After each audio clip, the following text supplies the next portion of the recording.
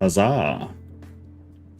Good evening, family. Please forgive me, but I cannot be with you all tonight as I am sick and struggling to feed the animals. But please like and subscribe. Love y'all, David. David, you will be missed, sir. Good luck. That's a lot of animals to feed while you're sick. All right, we're in, uh-oh. 95. 95. Yes. And real quick, if you're watching this later, we have a Discord. There's a link to the Discord pinned in the live chat. There's a link to the Discord in the description of the video. It is free. It will always be free. We do several of these a week. Kind of depends week to week because of my schedule mostly.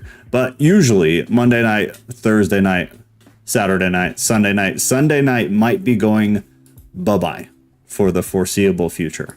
So we'll see. We'll see. But we have some things changing schedule-wise, and we have baby coming very soon. So we are hustling to get ready. So there will certainly be a change, but there might be several changes for a period of time while we get our life in order and get ready. Ghost. Let me do the Discord stuff.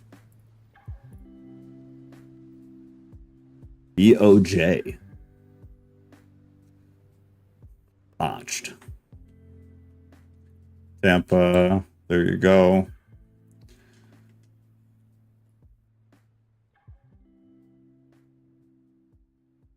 There we go.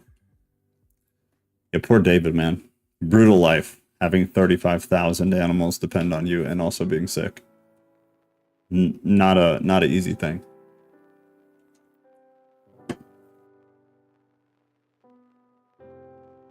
There was something else, and now I don't remember. It is escaping me. I'm sure it will come at an inopportune time. It was important, too. I know that much, but obviously not important enough. We are on chapter 95. We are 89% done with the text, and then we'll figure out what to do. If Sunday gets axed, we won't cry about it. Got to do what's best for you and the family. Yeah, you know, I looked at it and like Sunday always has the lowest everything, which is totally understandable because it's the weekend and it's the night before most people go back to work and whatnot. So it's it just seems like if one's got to go, that should be the first one to go. Then we might have to do something with another one. I don't know. We'll see. We talked about it recently. I want to still do as much as we can, but we're going to have a month or 2 months of absolute insanity. So, and not just the baby, some other stuff too. So we'll just see how it goes. We shall see how it goes. But I don't want to stop. So there will be something no matter what. It will be a matter of how, not if. 95 begins in Enoch, and then we push into Luke, which is kind of interesting, into the gospel. Off memory, I think we've only brought up the canonical gospels a couple times, if that much. So that's kind of interesting. Would that my eyes were rain clouds of water, that I might weep over you, and pour down my tears as a cloud of water, that I might rest from my trouble of heart! Exclamation. Who has permitted you to practice reproaches and wickedness? And so judgment shall overtake you, sinners. Let me dial the music back for me. Otherwise, I'll go insane. You righteous, fear not the sinners. Fear not the sinners. For again, the Lord will deliver them into your hands, that you may execute judgment on them according to your desires. Woe to you who speak against God. Fulminate anathemas. Dang, which cannot be removed or reversed. Healing shall be far from you because of your sins. Woe to you who repay your neighbor with evil, for you shall be repaid according to your works. Woe to you, lying witnesses, and to those who weigh out injustice, for you shall suddenly perish. Woe to you, sinners, for you persecute the righteous, for you shall be delivered up and persecuted because of injustice, and your yoke shall be heavy on you. And now it makes more sense why they brought Luke. It's Luke 20, I'm sorry, Luke 6:24. But woe to you who are rich, for you have already received your comfort. Woe to you who are well fed, for you will go hungry. Woe to you who laugh now, for you will mourn and weep. Woe to you when all men speak well of you, for that is how their fathers treated the false prophets. But I tell you who hear me, love your enemies, do good to those who hate you, bless those who curse you, pray for those who mistreat you. If someone strikes you on one cheek, turn to him the other as well. If someone takes your cloak, do not stop him from taking your tunic. Give to everyone who asks of you, and if anyone takes what belongs to you, do not demand it back. Do to others as you would have them do to you. The favorite collection of Bible verses for the commie Christians. No offense, but slight offense. Hey, Ruth. Be hopeful, you righteous, for suddenly shall the sinners perish before you, and you shall have lordship over them, according to your desires. And in the day of the tribulation of the sinners, your children shall mount and rise as eagles, and your nests shall be higher than the vultures. You shall ascend as badgers, and enter the crevasses of the earth, and the clefts of the rock forever before the unrighteous. And the satyrs, or sirens, shall sigh and weep because of you. So is satyrs? Satyrs? Satyrs? I don't know how to pronounce that one. Satyrs. I don't know. Wherefore, fear not, you that have suffered, for healing shall be your portion, and a bright light shall enlighten you, and the voice of rest you shall hear from heaven. Woe to you, you sinners, for your riches make you appear like the righteous, but your hearts convict you of being sinners. And this fact shall be a testimony against you for a memorial of your evil deeds. Woe to you who devour the finest of the wheat and drink wine in large bowls. The best of waters is injected right there next to large bowls. The best of waters. And tread underfoot the lowly or humble with your might.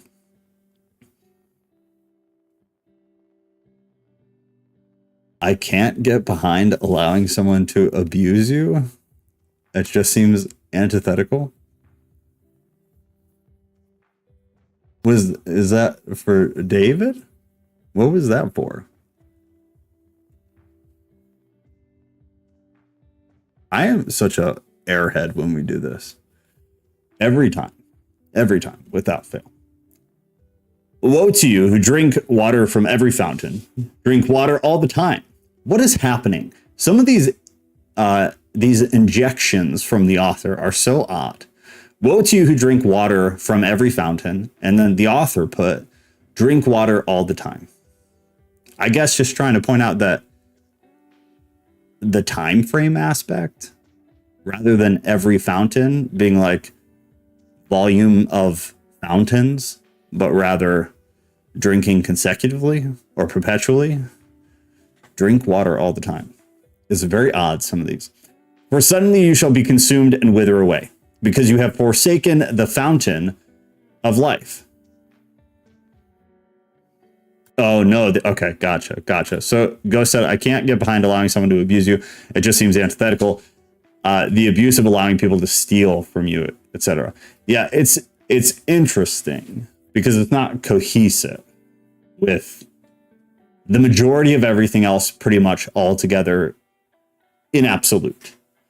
It's an outlier as far as like data goes, which is why it's funny that a certain group of people really latch onto it because they do that with everything. So it's ironic and humorous because it fits their type so perfectly.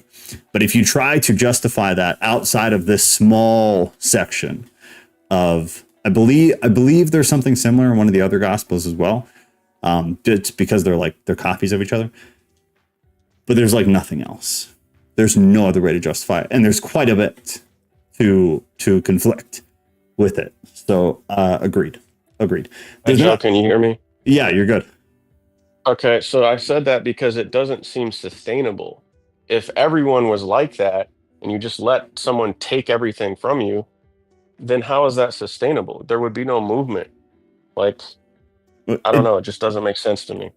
It also just like defies the general setup of how nature works, and just in total general standards from creation story on, and kind of like the foundational mechanism of how things function. It's antithetical to that. But then, yeah, like strategically or practically, it's antithetical to virtually everything, because you'd have criminal everything. There'd be no cohesiveness. It makes no sense. Yeah, I mean, the Bible has so many allusions to protection and guarding. So Right. I just don't see how this gels. So why is it there? Like, it confuses me. I mean, I'm not the guy to ask because I have issues with the Gospels, the ones that we have. Okay.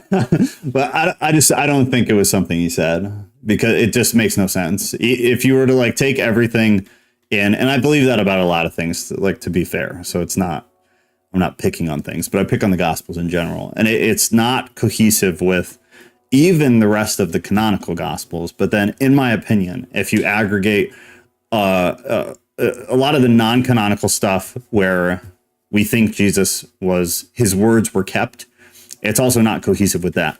And then even if you kind of take out or discount some of the ones that are a bit over the top, and maybe these are pretty obviously forgeries and Jesus probably didn't say these things, remove those, keep some of the other stuff that's non-canonical, it just doesn't jive at all. That's my view. It doesn't jive. So then if we put that in there, it's like a weird data point. It's an outlier, which means it's relevant, I think. Definitely. Even with Jesus, like, I don't know what else to say about it. It just feels like someone inserted it, but like I can't prove that. Could right. anyone prove it? Right, of course not. No, we can't prove anything. All you can do is collect the you can aggregate the data. That's it.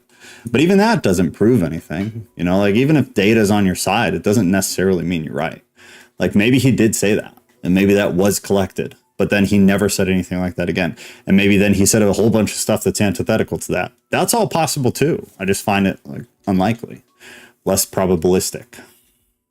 I couldn't see the Son of God / God being a hypocrite, though. So there has to be some kind of mistake on our part. Right. On one level, I can see that you could do that for like a close family member, maybe, who's struggling or whatever. But like, it can't be a general rule that radiates outward to everyone, because if you can't allow everyone to abuse you and steal from you, because that's not sustainable, like I said. No. So anyways, it's weird. I think the easiest answer is to say that either it was inserted or we're missing the actual context, where it was a very specific scenario.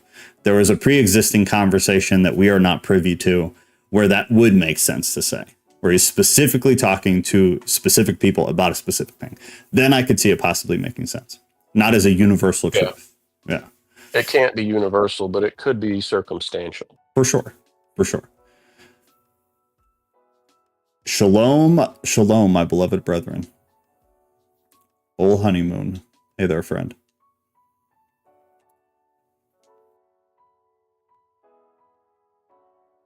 I'm glad you pointed that out, by the way. I try not to stop and rant about things, but I'm happy when you point things out. And then I get that one bugs me. Yeah, good. It should. I think it should. All right, let me see. I think the author's note. Woe to you who devour the finest wheat. No, right here. Right? Yeah. Woe to you, you sinners, for your riches make you appear like the righteous, but your hearts convict you. No, we read that. 5. Woe to you who devour the finest of the wheat and drink wine in large bowls. Yeah, we read this. The best of waters, and tread underfoot, and the lowly humble with your might. Woe to you who drink water from every fountain, or drink water all the time. For suddenly shall you be consumed and wither away, because you have forsaken the fountain of life. This is where we were. There's an author's note. The above reference is a euphemism for promiscuity. So I want to read that again then. So what he's referring to was, woe to you who drink water from every fountain. This makes a lot more sense now. But then I wonder why he did the insertion of drink water all the time. So if this is in reference to promiscuity, Drinking water from every fountain makes a lot of sense. Drinking Is it water talking about moderation? in a promiscuous context. I'm not sure. I get an idea of moderation because he inserted all the time. Right. So I the think, opposite of all the time would be moderation to me. but then what about his note where it's a euphemism to promiscuity? I would have to see why. I think the first part would make sense if he didn't put the note in there. Drinking water from every fountain. Drinking water. From every What's the fountain water? makes sense. Or the I don't know. Based on if he's correct, then you know, sweet time, sweet loving time, and it would make sense to me from every fountain. That would be like numerous partners. But then, okay, yeah, that makes sense. That makes sense. But then drink water all the time doesn't, because you could drink water, so to speak, all the time with the same person. Or you could drink water all the time with numerous people, I guess. And then it said, for suddenly shall you be consumed and wither away because you have forsaken the fountain of life. Then what is a fountain of life? Is that like a stable partner? Commitment? Yeah, it could Marriage? be. I think these translators are rough, bro. grasping at straws sometimes. Yeah, it's rough. Yeah, I don't know. It makes sense, I feel like, until he put his notes in, and then it makes less sense. Yeah, I think so too.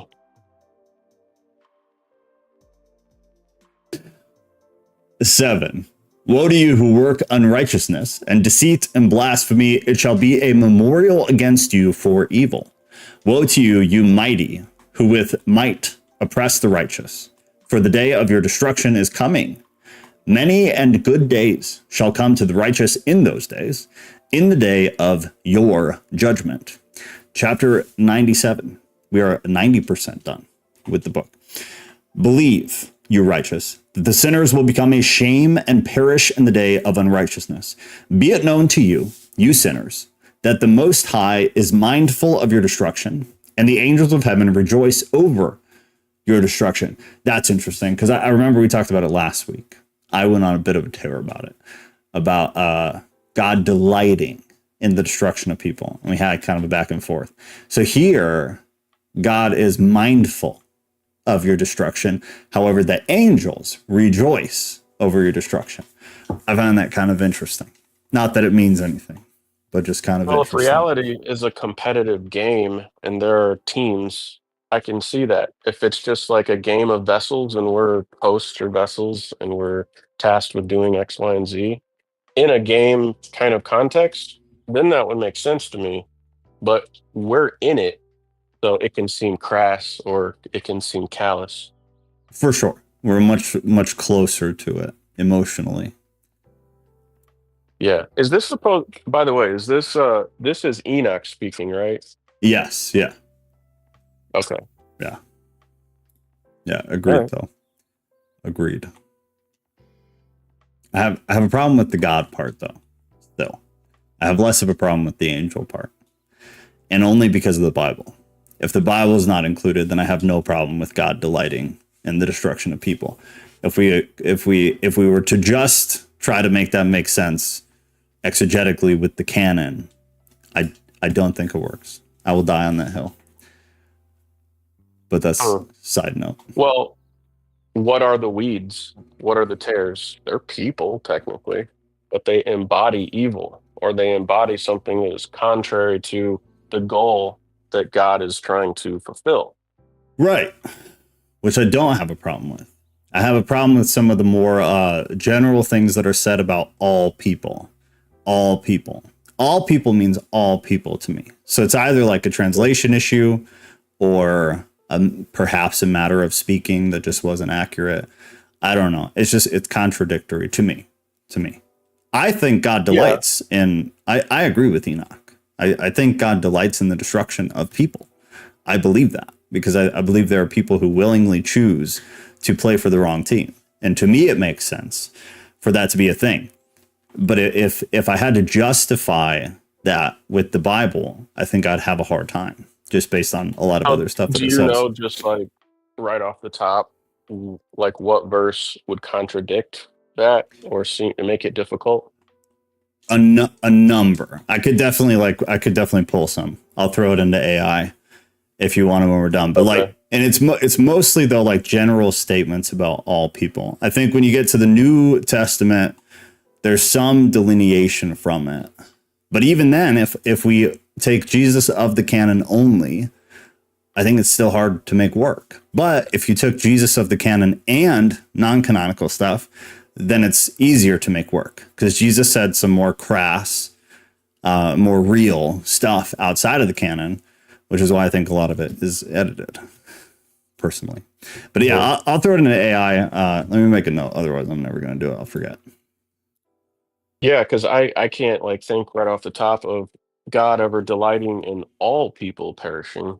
No. The opposite. I'm saying the Bible says paints a more general picture that all people are valuable and that all people have potential and all people have a purpose and all people this and all people that. General creation, God's creation is good, and then it gets poisoned by evil at some point. I agree all people are valuable even if they're evil. They do have a value, but they have a purpose and they're kind of here to act as obstacles against the good. So they're valuable, but in a different way. That's how I see it. Or like neutral in a value in a neutral sense, where value can be positive or negative. Value just means value. Yes. Yeah. Like every story needs a villain. The villain is valuable to convey a broader message. Right. That's the way I see it. Yeah, and that always makes sense. Once we had the conversation where you explained more about kind of the game theory, where it makes sense that you have to have good and evil, you have to have these things that go against one another for it to work. That made a lot more sense to me, because otherwise I have a hard time with more of this idea where God creates people with free will, but then allows under free will for people to be destroyed. Like he think about it like natural selection, but spiritually. Right. Because natural selection works, but For it sure. also has to work spiritually if it works physically. But So there's going to why? be ones that get burned off. Why? Why? Like if you're the creator of the game, you don't have to make it so little kids are torn apart limb by limb. Like that's a choice. That's a choice as the coder of the game to either make that a feature of the game or to not. And we kind of had this conversation recently, but like pain is kind of the basis of a lot of life just in general. But God didn't have to do that. He chose to do that. So therefore he chose to bring people into the world who he knew and by, if it's game theory, that have to become evil and then be destroyed. Like that was a choice. I'm not sure they have to. But I thought you said the game to work, you have to have the two sides. You have to have the possibility of both expressions. But God knows. The ratio, yeah, he knows. Right. So if you design it that way and you make it possible. The only other option would be robots. Right. Which gets boring. Right. I think he would get really bored. But it doesn't change. I agree totally. But it doesn't change the fact he did it. So then that's something, just like theologically, it's something people have to deal with. And I think people have a hard time dealing with it. And I think that's why people don't talk about it. Because I totally agree. That like a lot of the things we believe about God and about the universe and spirituality and whatever can't really exist without both of those things.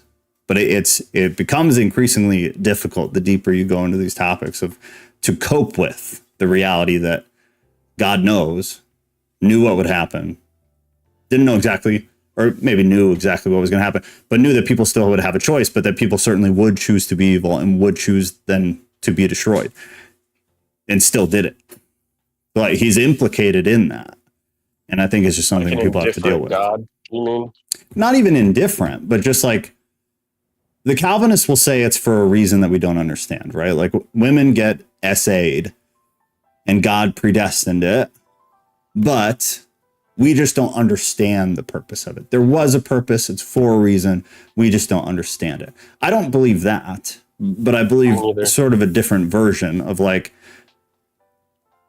to think I fully grasp what is going on for me is ignorant. But I assume the game has to be played a certain way for a reason. And even if the reason is like, if this is training ground and everybody has to go through it with free will, then just a side effect of that will be people playing for the wrong team, and then they'll be destroyed. But I'm okay with saying like, God is culpable in that. I don't have a problem doing that. I think a lot of Christians do.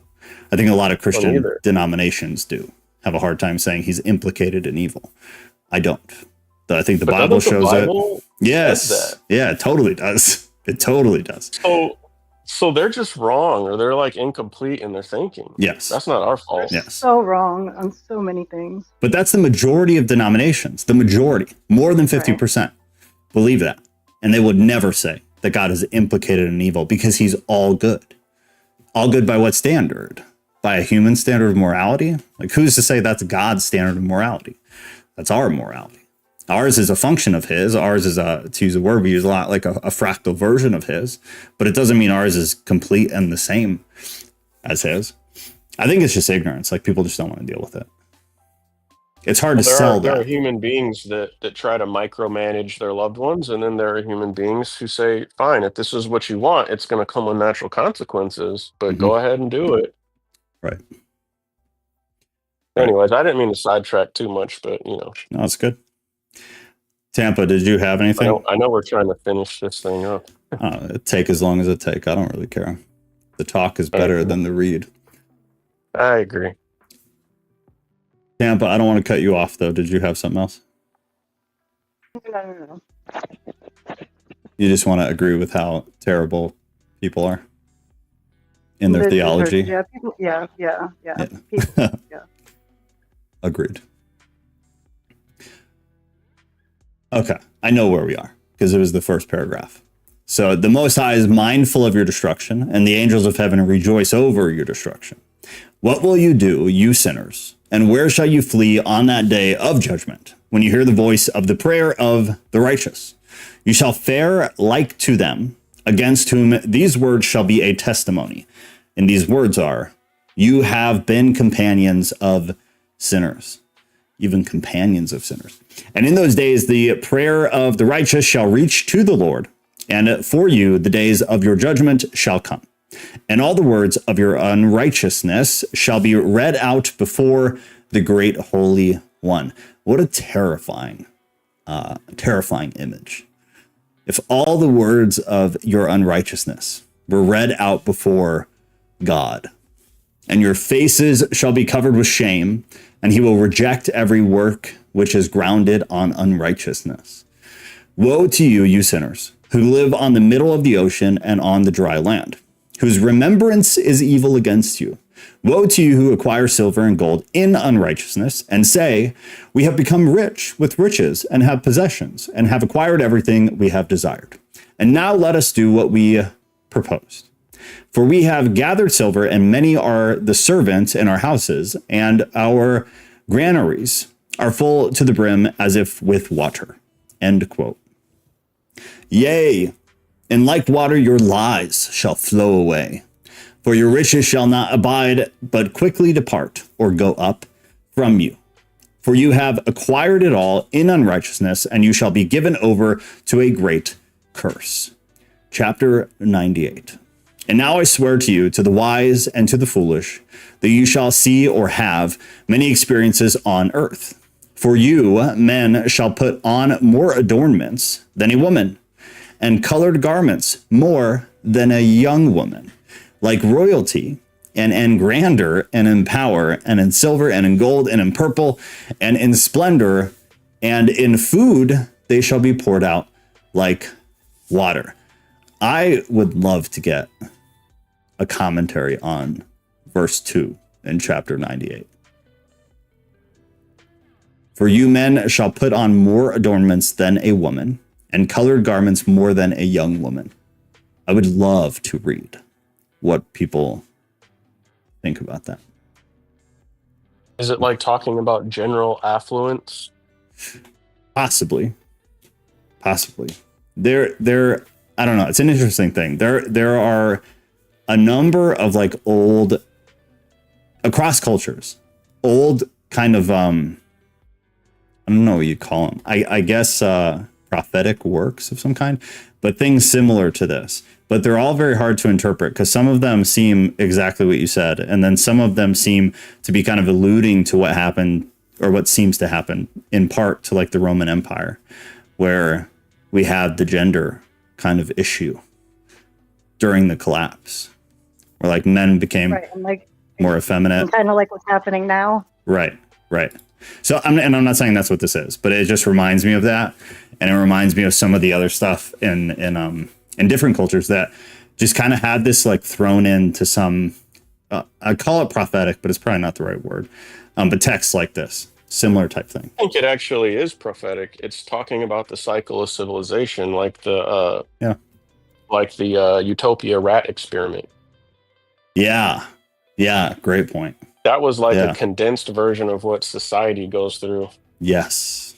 Yeah. It is prophetic, kind of.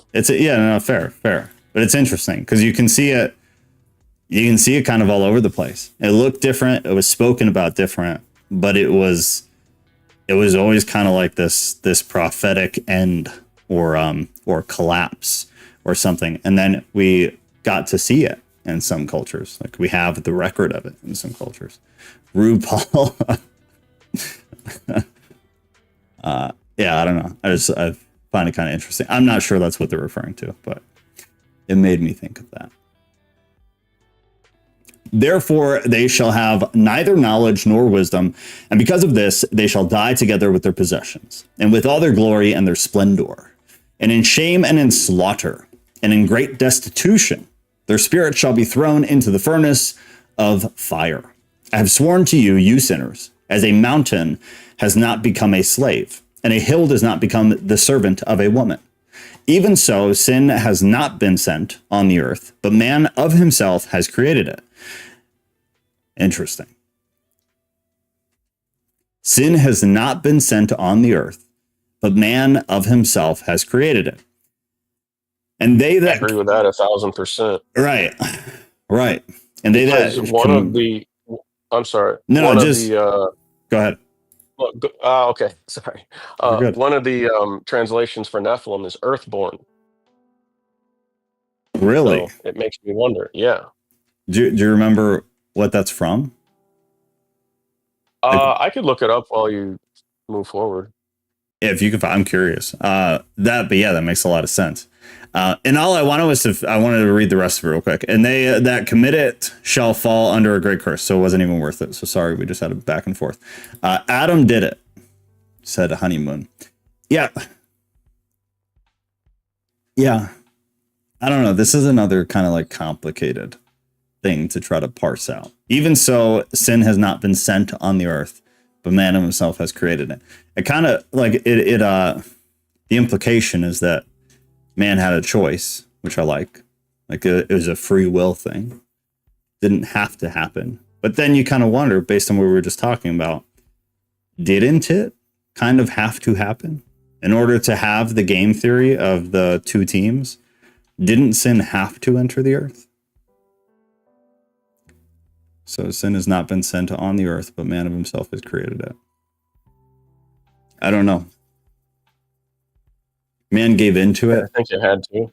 I think it has to be there. It has to be an option. Because if it's not an option, again, robots. All right. Yeah, free will is gone. Honeymoon said no. No to what exactly? I don't remember how I structured the way I asked the question.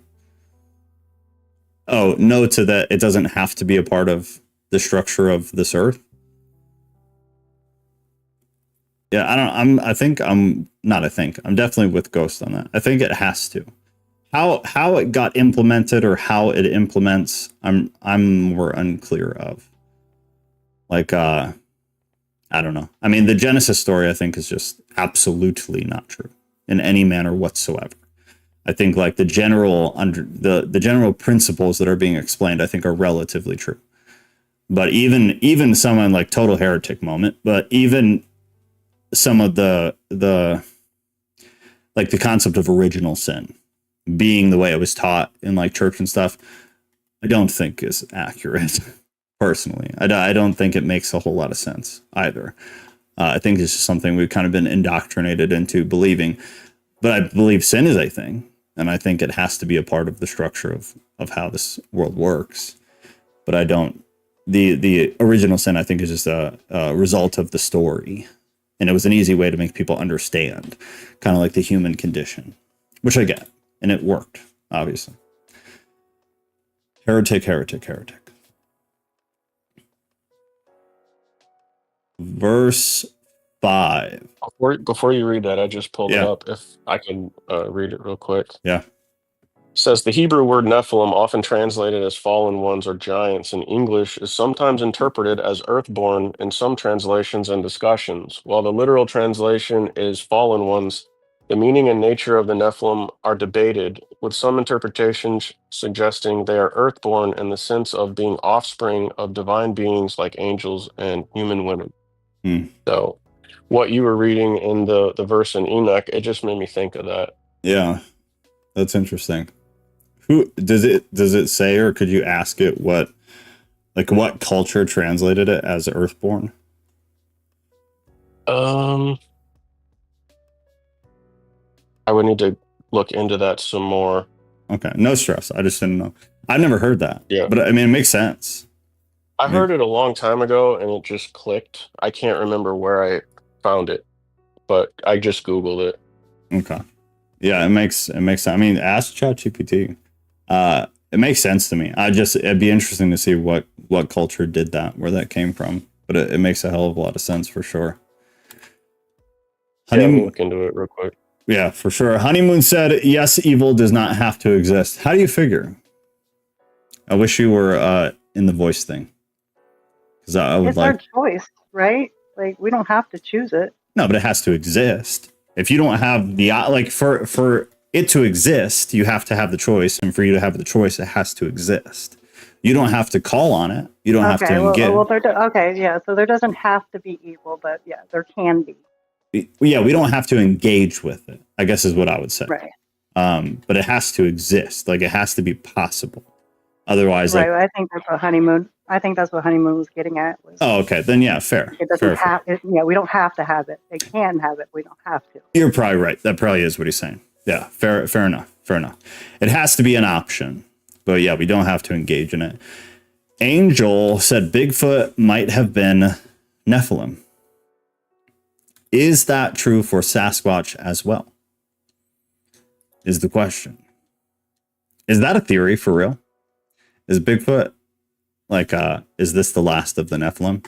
Are we gonna have a who is doing those shows? Is it Nat Geo that does like the ancient aliens?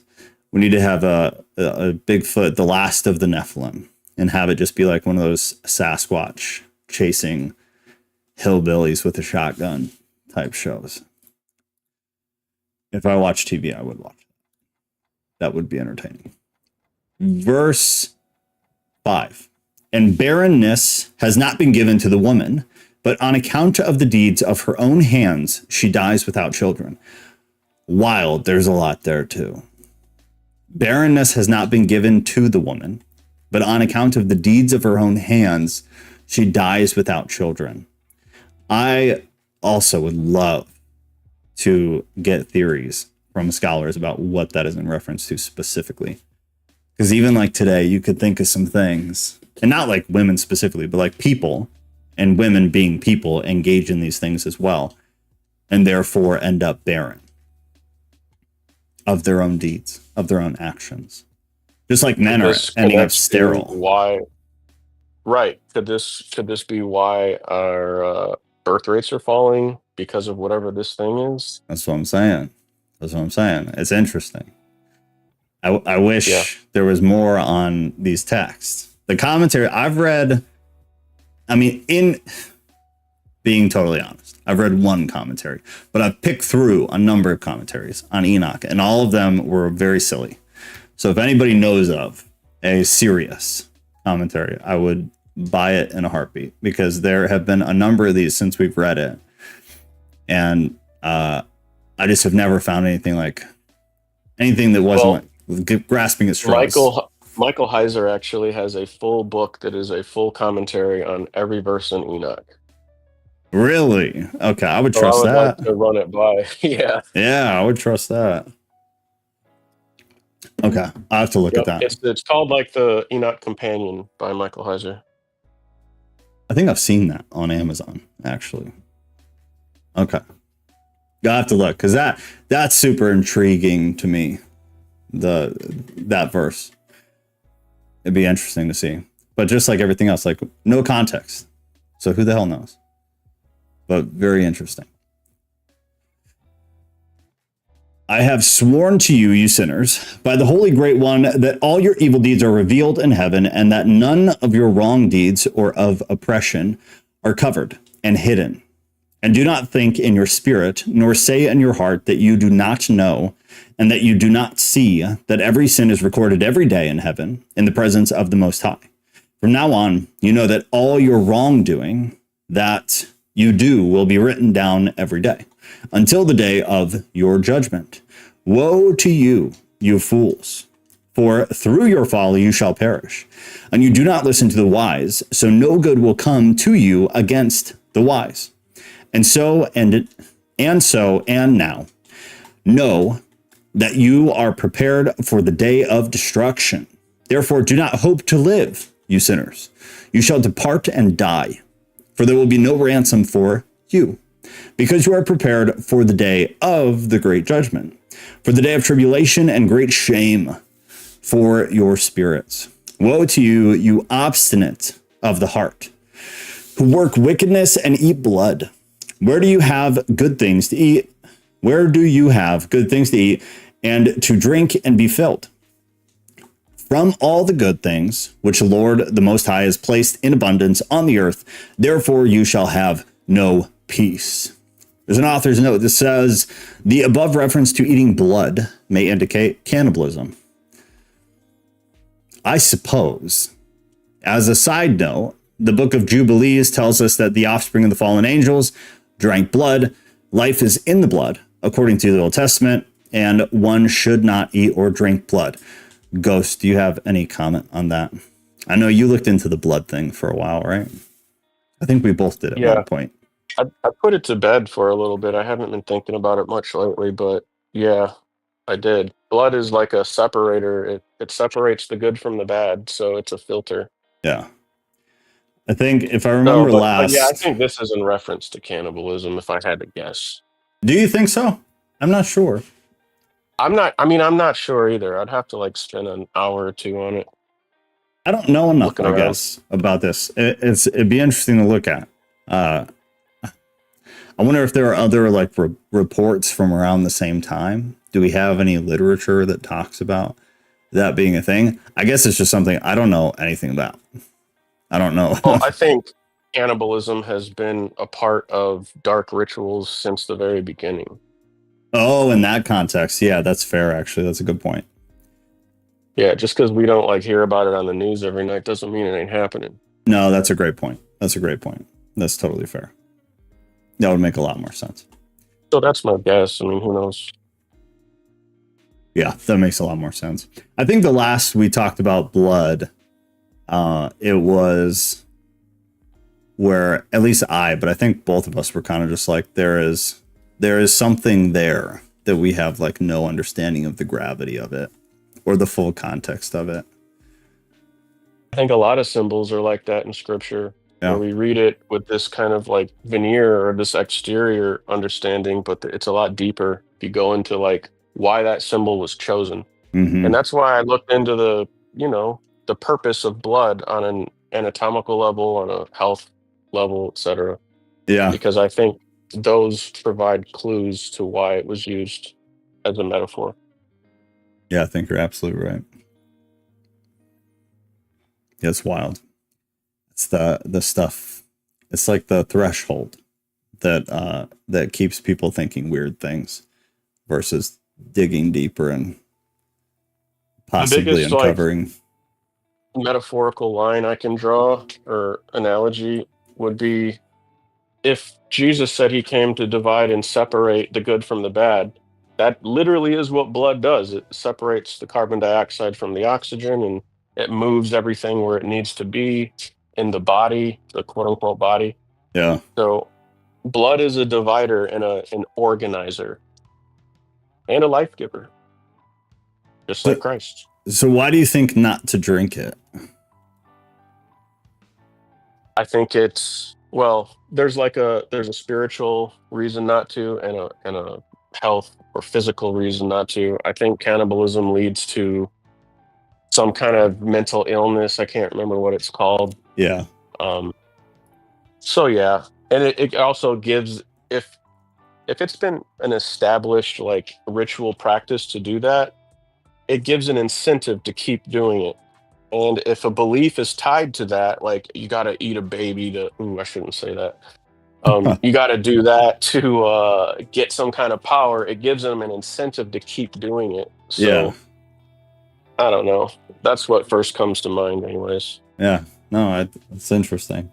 The Kuru is a prion disease that is similar to mad cow disease. And it's found among the Thor people of Papua New Guinea who practice ritualistic cannibalism, particularly the consumption of the brain of deceased relatives. Kuru. Kuru. Loss of motor control, tremors, uncontrollable laughter, like mania, mood swings, dementia, and then eventually death. Wow. Right. And there's a lot of, verses in scripture. There's a lot of verses in scripture that say, don't do this. It's bad for your health. And I think this could just be another one of them. Yeah. Yeah. Oh, that's reasonable. What a lovely, light conversation. But drinking blood is not only bad for your health, it's bad for your spiritual health. Like it's a double whammy.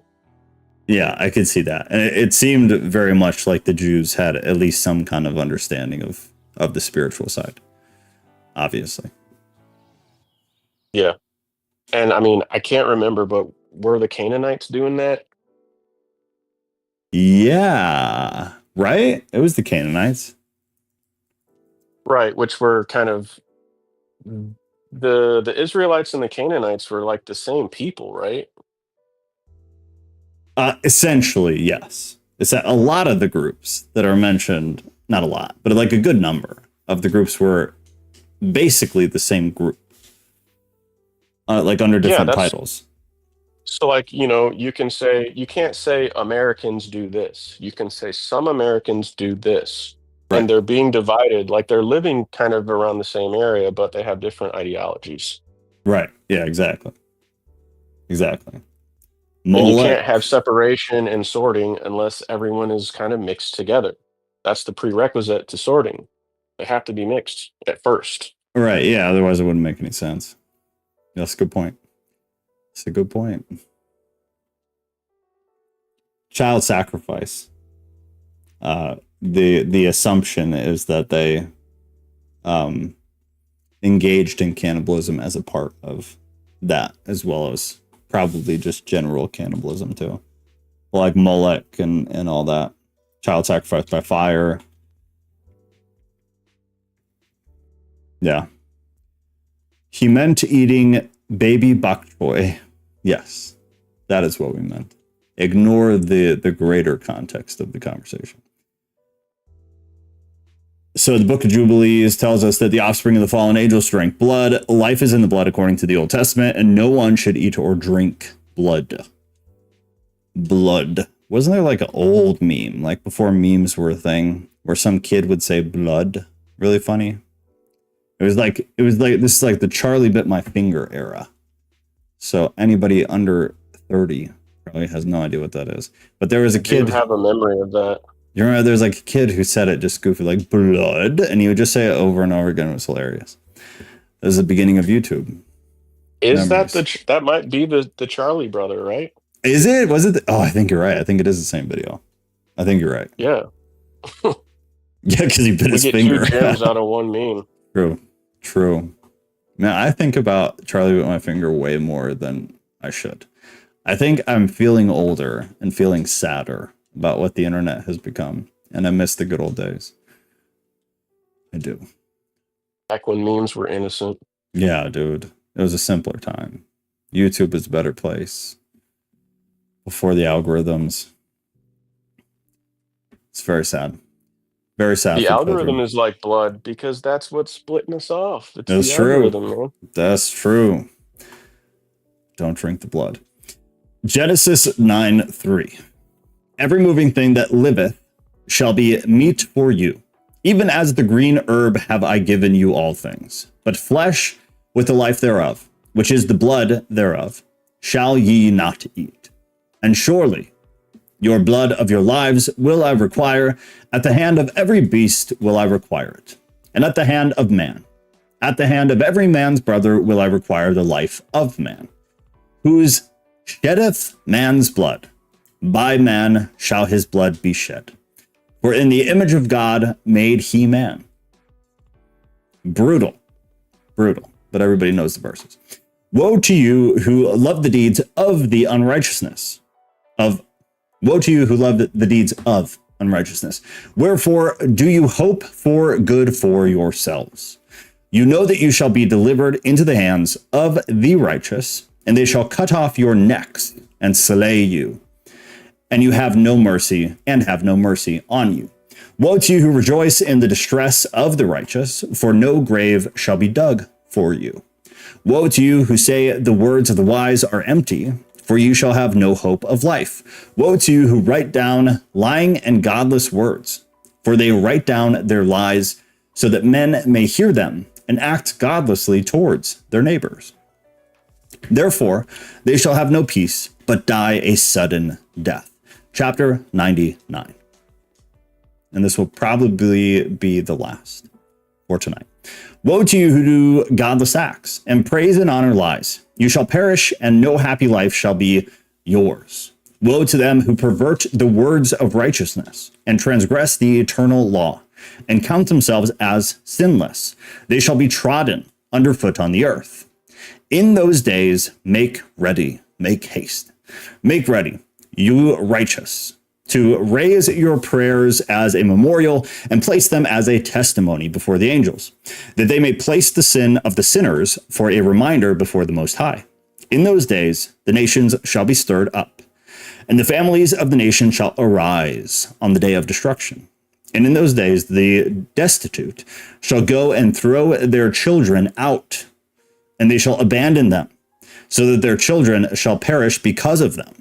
They shall abandon their children that are still babies or sucklings, as if he needed to add that, and not return to them, and shall have no pity on their loved ones. That's pretty brutally descriptive. Non-descriptive on some things, brutally descriptive on others. I want to read it again because I want to make sure I read that correctly. In those days, the destitute shall go and throw their children out, and they shall abandon them, their children, so that their children shall perish because of them. They shall abandon their children that are still babies or sucklings, and not return to them, and shall have no pity on their loved ones. How wildly ridiculous. Again, I swear to you, you sinners, that sin is prepared for a day of unceasing bloodshed. Matthew 24:6. And you shall hear of wars and rumors of wars. See that you be not troubled, for all these things must come to pass, but the end is not yet. For a nation shall rise against, for a nation shall rise against nation. Nope, not typo, I'm just stupid. For nation shall rise against nation, and kingdom against kingdom, and there shall be famines, and pestilences, and earthquakes in diverse places. All these are the beginning of sorrows. And they who worship stones and carved images of gold and silver and wood and stone and clay, and those who worship impure spirits and demons and all kinds of idols not according to knowledge, shall get no manner of help from them. And they shall become godless by reason of the folly of their hearts, and their eyes shall be blinded through the fear of their hearts, and through visions in their ambitions or dreams. Colossians 2:16 says, let no man therefore judge you in meat or in drink, or in respect of an holy day, or of the new moon, or of the Sabbath, days, which are a shadow of things to come, but the body of Christ, but the body is of Christ. Let no man beguile you of your reward, involuntary humility and worshiping of angels, intruding into those things which he has not seen, vainly puffed up by his fleshly mind, and not holding the head, from which all the body by joints and bands having nourishment, ministered and knit together, increaseth with the increase of God. Through these they shall become godless and fearful, for they shall have done all their work with lies, and shall have worshipped a stone, before in an instant shall they perish. Revelation 9:19. For their power is in their mouth and in their tails. For their tails were like unto serpents and had heads, and with them they do hurt. And the rest of the men which were not killed by these plagues, yet repented not of the work of their hands, but they should not worship devils, and idols of gold, and silver, and brass, and stone, and of wood, which neither can see, nor hear, nor walk, neither repented they of their murders, nor of their sorceries, nor of their fornications, nor of their thefts. Back to Enoch now. But in those days, blessed are all they who accept the words of wisdom, and understand them, and observe the paths of the Most High, and walk in the path of his righteousness, and become not godless with the godless, for they shall be saved. Woe to you who spread evil to your neighbors, for you shall be slain in hell. Woe to you who make your foundation that of deceitful sin and lies, and who cause bitterness of the earth, for they shall thereby be utterly consumed. Paths or patterns. Yeah, that's a phenomenal thing to point out. Paths are patterns. Where is it?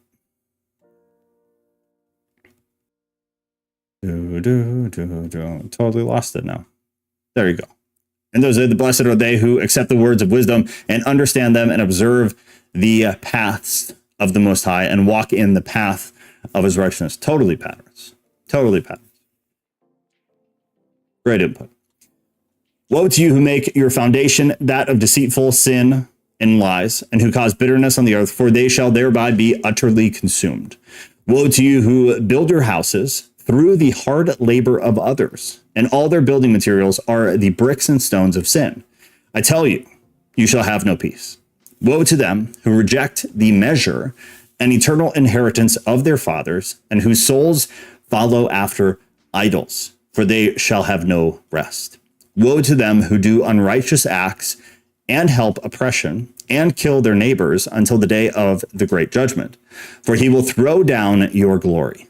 For he shall throw down your glory again, and bring affliction on your hearts, and shall arouse his fierce anger, and destroy you all with the sword. And all the holy and righteous shall remember your sins. And with that, have a lovely night. Sweet dreams. What a way to wrap. We'll be on chapter 100 next week. We are 93% through, and I still have no idea what we're doing next. But I have an endless library of non-canonical texts. So I will when we get closer, because this will probably still be a couple weeks, I will post a poll for that. This Saturday, I'm not sure if I will be able to do the Apocrypha of John.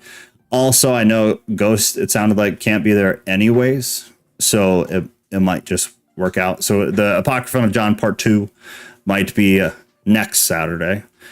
And then this... Yeah, I'm not going to be able to be there. For sure? Okay. Because I'm... Yeah, for sure. Okay. So, like, if you don't do it, it's probably ideal, really, because I want to be there. Yeah, it's very unlikely. We have a bunch of crap we got to do. So, well, that works out perfect then. Yeah, so this Saturday will be skipped.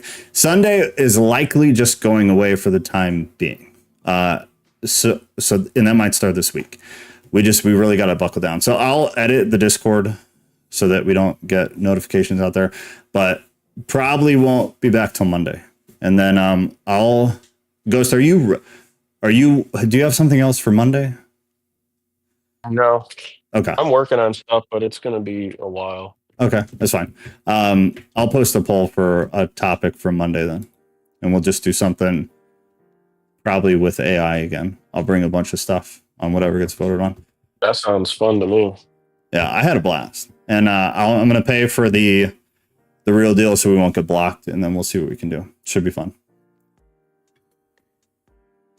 Sweet. All right. Well, have a lovely night, everybody.